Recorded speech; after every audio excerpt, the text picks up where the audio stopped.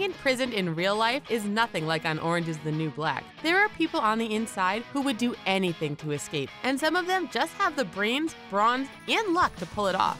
We'll show you some of the 10 craziest prison escapes that you won't believe actually worked. We know you don't want to escape videos from the Hub, so go ahead and push the subscribe button and notification buttons now. Pascal Payet. When it comes to making a getaway from prison, flying out in a helicopter seems pretty ideal. Pascal Payet liked it so much that he did it more than once. In fact, he holds the world record for planning the most number of escapes by helicopter, which begs the question, how much competition is in that category? Payet was sentenced to 30 years in prison after robbing a security van, but he didn't stay in prison too long. Instead of tunneling out or trying to scale a fence, he just hopped into a helicopter piloted by one of his friends and flew off. He decided that it worked so well, he would bring the helicopter back to prison in order to free 3 of his friends who were still in prison. When he was eventually caught and returned to prison, let's just say the guards watched him pretty closely after that. He was constantly transferred from prison to prison to make escaping more difficult. Despite this, Payet managed to arrange his friends to pick him up in a helicopter yet again. His incredible escapes have been featured in many television shows and articles, including a Netflix original White Rabbit Project jailbreak episode. Jay Sigler. Our moms do a lot for us. They raise us into fine, upstanding citizens, pay for our internet so we can watch videos like this one, and sometimes they even help break us out of prison. Jay Sigler was on his 8th year of a 20-year sentence for armed robbery in Florida when he made his great escape, or more accurately, when his mom made it for him. 58-year-old Sandra Sigler convinced a friend, John Beaton, to ram an 18-wheel truck through 4 security fences at the Everglades Correctional Institution, where her son was being held. Beaton was accompanied by his accomplices, Christopher Michelson and Kelly Mitchell, who for some reason wanted to come along for this ride. Once he slammed through the gates, Beaton leapt out of the truck, guns blazing, with Mom Sigler right behind him. The team managed to escape, changing cars and splitting up later. Jay Sigler and Michelson made it about 40 miles away before realizing that they were being followed. In an attempt to evade police, they ended up causing a crash that was fatal for the driver of the other car. The group ended up being apprehended and faced serious charges for their role in the prison break. Texas 7.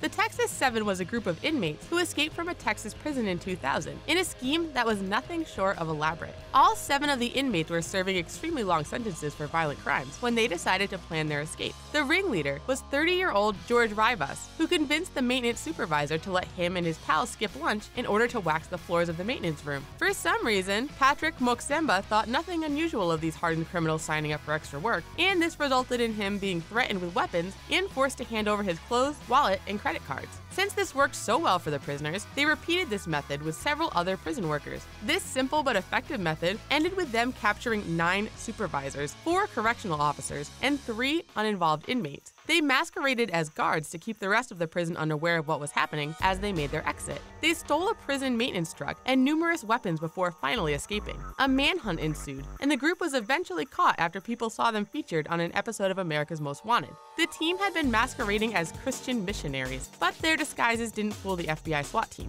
3 of the prisoners were eventually executed, 1 passed away during capture, and 3 are currently awaiting execution. Antonio Ferrara.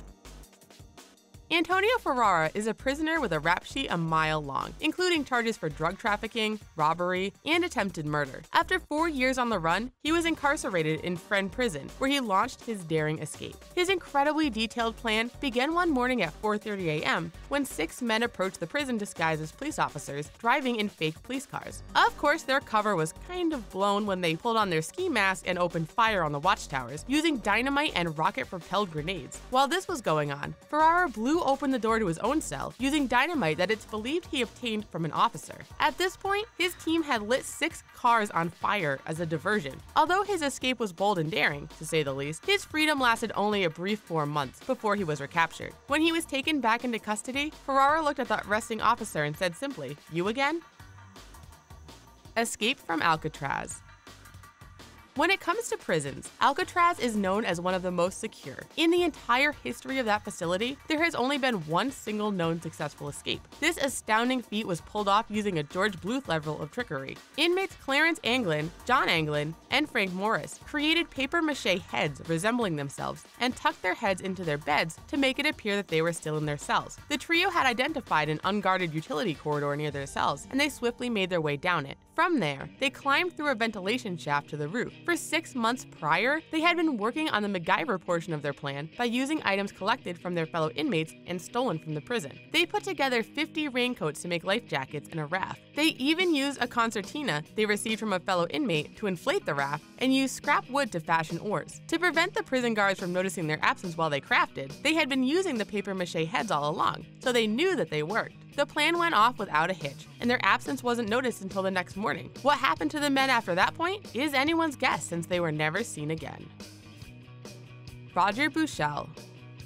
Escaping from Alcatraz is an extraordinary feat, but the German prisoner of war camp Stalag Luft III was also no picnic to escape from. It took an exceptional effort from Auxiliary Air Force pilot Roger Bushell to make it out. If some of those names sound familiar, that's because this story was the basis for the film The Great Escape. While his escape from Stalag Luft III was indeed great, Bushell had escaped from 2 previous prison camps, being recaptured each time. This time, he was not only busting out, but taking many of his fellow prisoners with him. This prison was situated on sandy soil to deter digging tunnels, but that's just what Bushell did. In fact, he and his fellow prisoners dug 3 separate tunnels, known as Tom, Dick, and Harry. No, really, that's what they were called. Tom was eventually discovered, but one night, 76 men managed to escape through the tunnel. Bushell didn't survive the war, but the legacy of his determination lives on.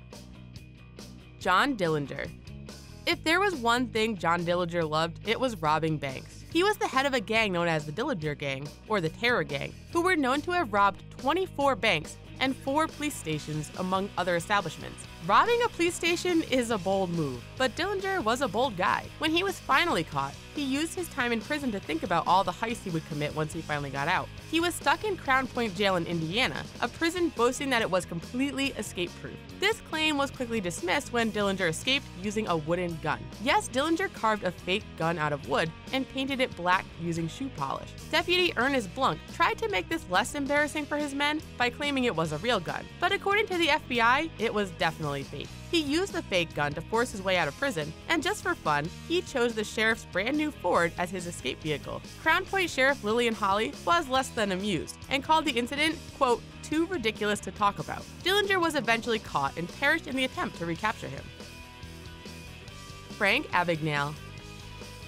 If you've seen the film Catch Me If You Can, then you likely know about one of the most notorious impersonators of all time, Frank Abagnale. This is a part of his story that was left out of the film. Abagnale was imprisoned in the Federal Detention Center in Atlanta, Georgia in 1971, when he devised a simple but effective way to get out of jail. He just told the prison guards that he was a prisoner inspector and not an inmate. We don't know if Abagnale did it with a wave and invoked the power of the force, but we are just going to go ahead and assume that he did. He managed to pose as an undercover prison inspector who was just pretending to be an inmate to spy on the guards. He spent weeks convincing the guards that he was really just there on business before declaring that his investigation was over and he should be getting back home. Abagnale walked right out of the prison gates, where he met an accomplice and fled. If he was really raiding the guards, we have a feeling they would not have passed that test. Abagnale was eventually recaptured and served 4 more years before being paroled.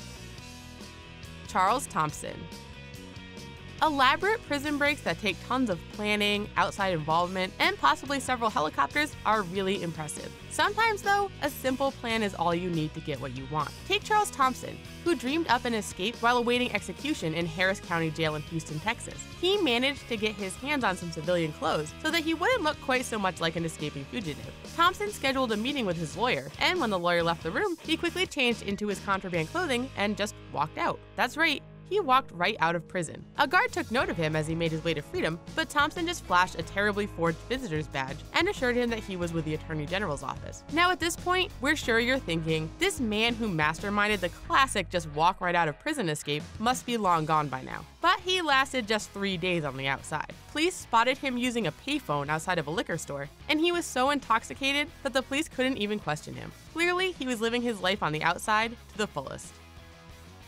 Vassilis Palaiokostas.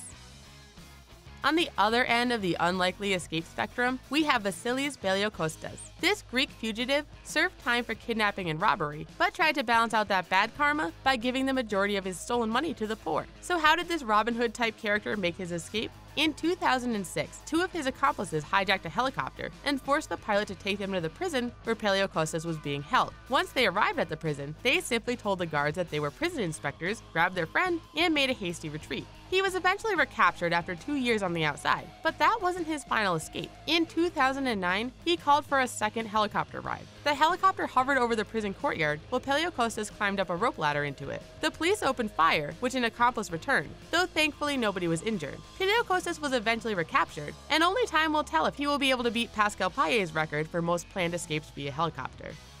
What kind of strategy would you use for your daring escape? Would you stick to the simple walk right out of prison method, or would you opt for a fleet of helicopters instead? Before you escape, don't forget to like our video and subscribe to The Hub for even more content. Thanks for watching, and we'll see you next time.